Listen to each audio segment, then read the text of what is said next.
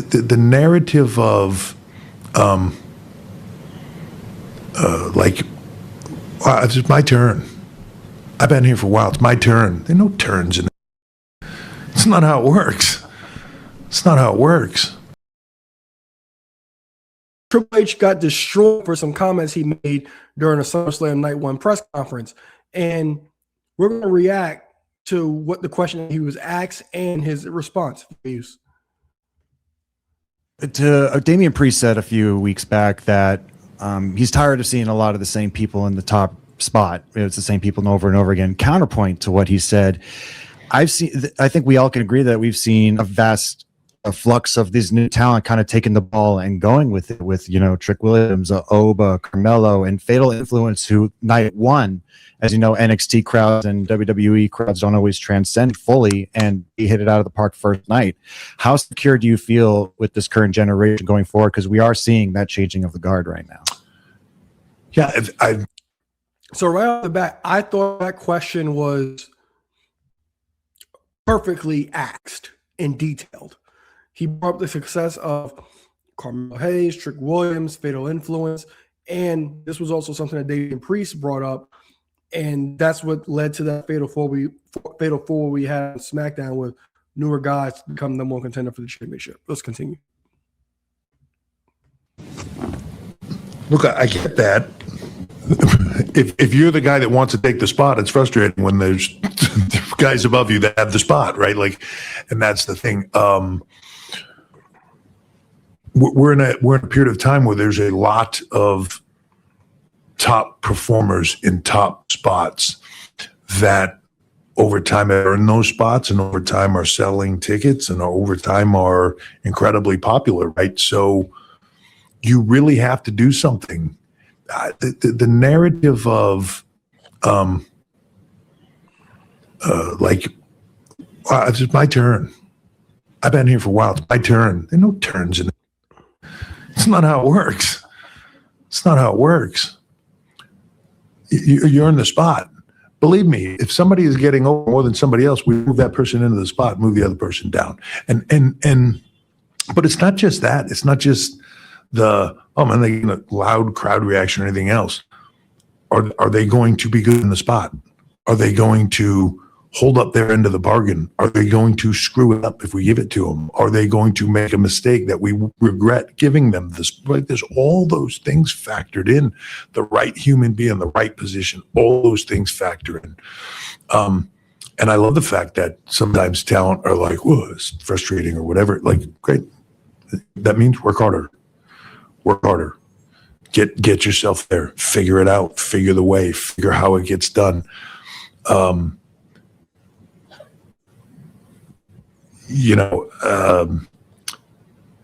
seen a million talent succeed because of what they do, not because of storyline, not because of creative they gave them the spot or whatever, right? It's 99% of the time in this business, the person gets over, then gets the push, right? That's how it works. That's how it's supposed to work. You go do you, then we follow it, right? Because otherwise, most of the time we'll choke on it if it's not what the fans believe in, if it's not what the crowd believes in. Big believer, if you want the spot, go take it. It's all there for everybody to take, right? And whenever anybody says like, well, I don't know why I'm not in that spot. Like, I don't know. Are you more over than Cody? Are you more over than Roman? Are you more over than Punk? Are you more over than Liv? Right? Those people that are in that spot. Get there. Start to make those crowd reactions happen. Whatever you need to make it happen, that's what we're all here for to do. So I love that mentality because I think it makes people work harder. And if they're not willing to work to get the spot, then shouldn't have it anyway. All right, so that was Triple H response to nobody new really being in the main event. So my response to that is, This is what y'all mad about? What did he say wrong? First, if you sit here talking about if you're really sitting here talking about, oh, it's my turn in life, this is all you need to hear. Shut up, bitch! And this one too. Shut your bitch ass up! We're all adults here. We're not children. Life isn't fair, and the world of wrestling is definitely not fair at all. Our jobs aren't fair. Nothing's fair. The only fair is where you can get you a funnel cake and ride a roller coaster. What did he say that's so wrong? Like, honestly, like, y'all, chat, please stop. Do this. If I'm telling anything wrong, do this. Tell me when I'm telling lies! Please tell me when I am.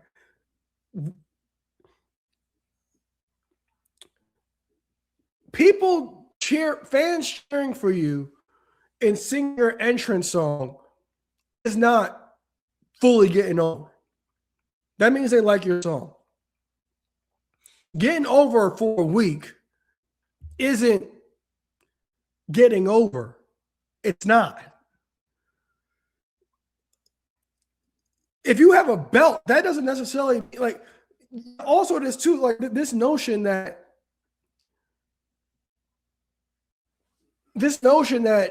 in order for you to be over or for you to get a push, mainly a push, that means that you need to have a title.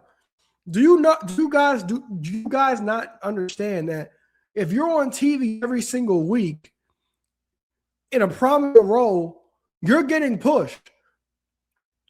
You're gonna be in programs with marquee guys. You might not get a title all the time, but you're a focal point of the show. TV time is a push. It is.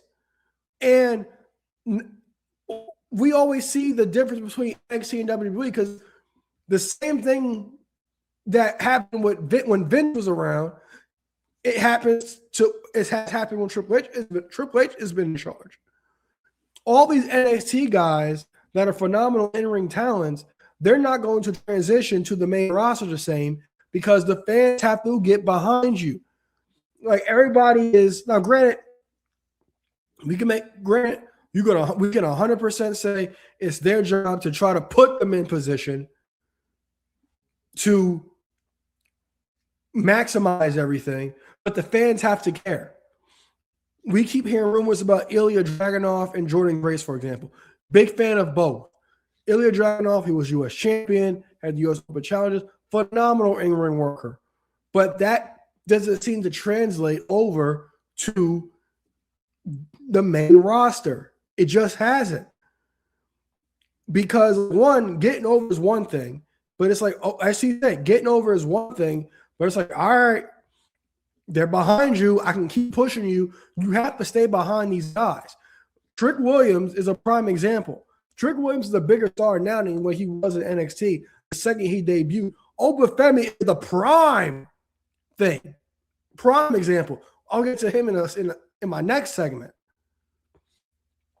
But Obafemi is like the poster child for this. Him and Trick Williams. Obafemi is above him, but these are essentially the poster children for this. Trick Williams came on, immediately made an impact. Constantly got elevated. It's like, all right, they're responding to you. They love you. We're going to continue to trust you with these things. And this is just not something in a week. Obafemi, when the second he made his official debut at the Royal Rumble, they took the ball with it and ran with it. The crowd reacted to it. The crowd cared. The crowd cheered for him. The crowd saw him and Brock Lesnar. Okay, we got something here. And they took the ball and rolled with it. And now they're getting pushed to the moon. And WWE, they have taken chances since Triple H has been creative. But every time they take a chance and they give you somebody new, y'all are done with them pretty much the second they get something accomplished. You gotta remember not cheering for Damian Priest when he cashed in Money in the Bank, and y'all couldn't wait for him to drop the title eventually. We all wanted Jey Uso, and the second he became heavyweight champion of the world, you guys couldn't wait to get you guys turned on him and couldn't wait to get the title off of him. These were all things that we pretty much essentially asked for. The new thing right now is, Julia had a couple minutes. What was it, a 2-minute match or something? With Lash, and everybody was up. Everybody was like going crazy. Oh my God, they buried Julia. But were you guys like really going crazy for Julia before this? I was on the show, and there's proof that it's like, all right, like they're not booking her well at all as the WUS champion. But were you guys even like fully behind her? I don't hear these loud reactions. I just don't. I honestly do not see what he said is wrong. All these guys that you are talking about, these guys, you're not going to put over Cody, CM Punk, Seth Rollins for women, or I can go from a woman's perspective. You're not going to put them over Rhea Ripley, Liv Morgan, or Io, or Bianca Belair at all. You're not. You're not going to to sell Royal Rumble, WrestleMania, SummerSlam. You're not putting anybody over those people. You're just not. You have to take that and show that you can be on that level. We've seen it, and we've seen some of these NXT guys who were not as relevant in NXT become some of the biggest stars in WWE over the last 10 years. The cream's always going to rise to the top. Bianca Belair was not an NXT Women's Champion or a big focal point of NXT. Trick Williams, you're seeing it right. Trick Williams, you're seeing with it right now. We knew Obafemi was going to be a big player, but we not imagine this fast. And also, I can even say this about Braun Breaker. I wanted Braun Breaker to be a focal point of WWE and be bigger than what he is, but he hasn't gotten the big reactions that I thought that he would get. And that's why possibly where the whole not having him win a Royal Rumble, the whole Feel Force thing could come from. But I'll get to it in a second. I think it's about time to wrap it up. I don't know what everybody's so much in an uproar about these comments about Triple H. I just don't. He said nothing wrong. He said nothing wrong whatsoever. Every time you guys get somebody new, you guys are ready to get rid of them the second they get it. It's the second they're given anything. And I don't see anybody. I don't see anybody taking that next step to take anything away from Cody, CM Punk, or any of the top guys. Roman. I don't see any of these guys that we have now transitioning into that role. Unless WWE hand is forced with injury or anything in that nature, nobody's taking anything away from those guys. You got to earn it and show that you could be at the top of the card with them. Let me know what you guys think in the comments about Triple H's comments